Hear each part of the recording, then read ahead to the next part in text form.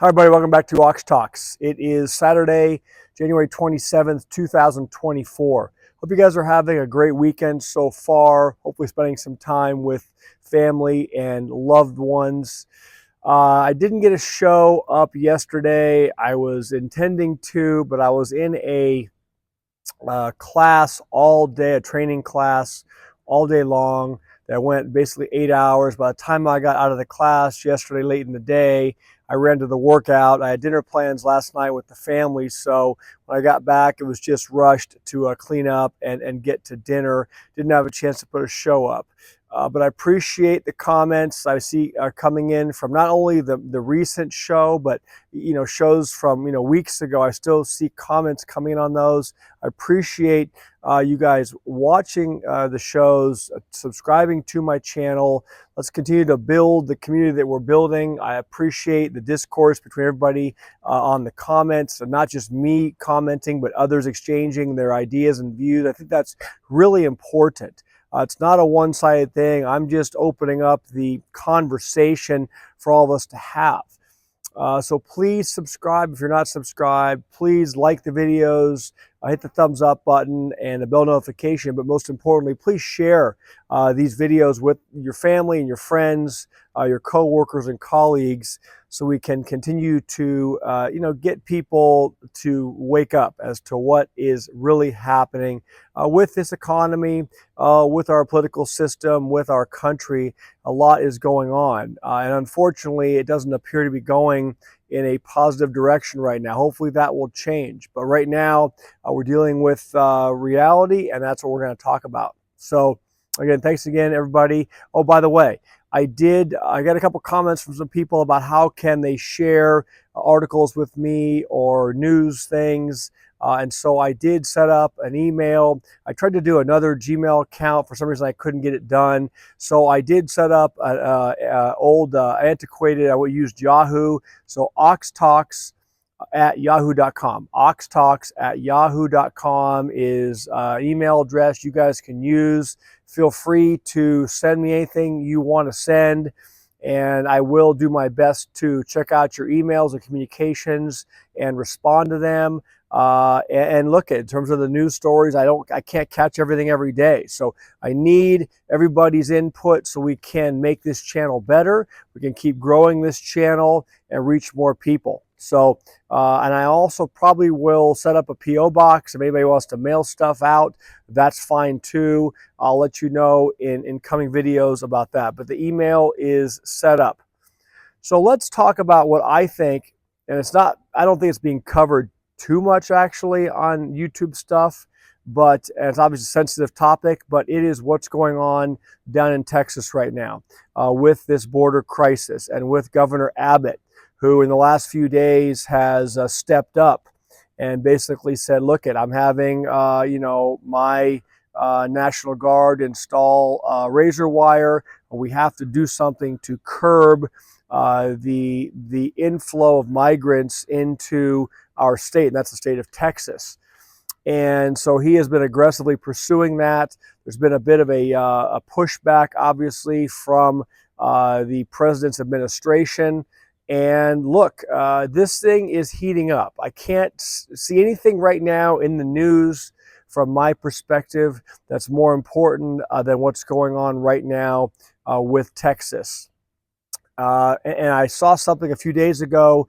I think it's 27 other governors across the states have penned a letter in support of Governor Abbott and what he's doing. And many have pledged resources and National Guard troops and other support for this. So look, you get to a point with everything where it just breaks. Everything gets to a breaking point.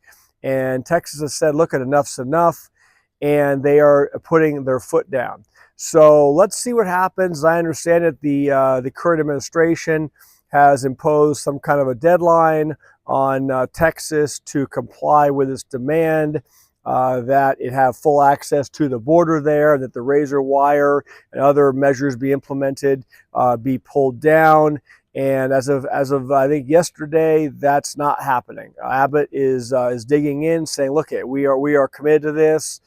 He did a Tucker Carlson, I think, interview yesterday, and said, "Look, we're prepared for a conflict, and we understand what's at stake, but literally our country is being invaded." And he quotes sections from the United States Constitution. I've also saw in the news in the last, I think, 24 hours that several retired FBI agents have also penned a letter to the administration expressing their position, their supportive position for what the state of Texas is doing to try to implement these strategies to deal with this disaster. We did a video, I don't know, a few weeks ago about the migrant crisis and how it's impacting our system, how it's impacting our resources, how it's impacting our streets of cities in this country, how it's impacting our medical care system. So I hope all of you will do some research on this and just look into it for yourself and leave your comments below what you believe or what your thought is. My personal opinion is something has to be done, and someone has to take a stand and curb what is happening. So again, I can't imagine something more important right now than what's happening and unfolding in Texas right now with the border. So let's watch this. It could escalate very seriously between the federal government and the states. And I'm not going to go into where that could head or what that could mean, but you can understand that, I think, for yourself. We are at a pivotal moment right now. So I'll move on to some other stuff. I just thought that was the most important thing I could share with you. Economic news is important. What's happening with inflation, the consumers, and the debt, that's all important. But this crisis unfolding down in Texas is probably paramount in my personal opinion. We talked about the GDP release on Friday. I saw an article that I'm going to share with you, came out later in the day on Friday from Zero Hedge. And we questioned the GDP number. Obviously, it was, according to that statistics, it was led by, in part, RV sales and a lot of expenditure for healthcare costs.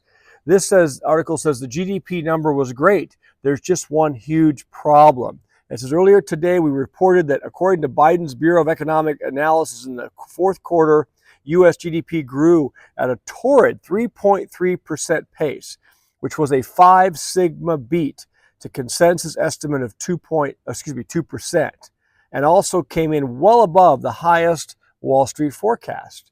We also laid out the components that accounted for the growth, mostly the lack of inventory destocking, which means growth will be subtracted in quarter one instead, a bizarre jump in exports despite the soaring dollar, and last but not least, a jump in healthcare spending and a surge in RV purchases. But listen to this. It says, fourth quarter GDP rose by $329 billion to $27.939 trillion. A respectable, if not made up number, the article says.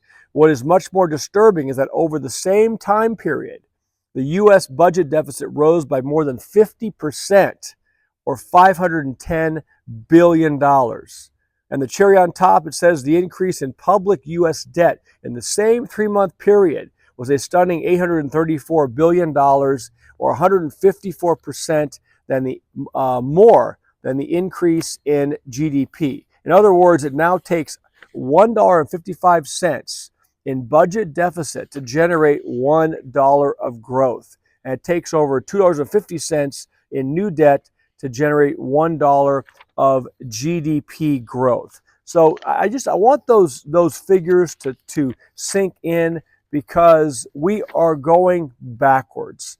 And the administration was out touting the numbers, saying they're the best since the pre-pandemic, and look, everything is great. But if you look at that analysis, the debt is growing faster, and so we are actually digging ourselves deeper in the hole.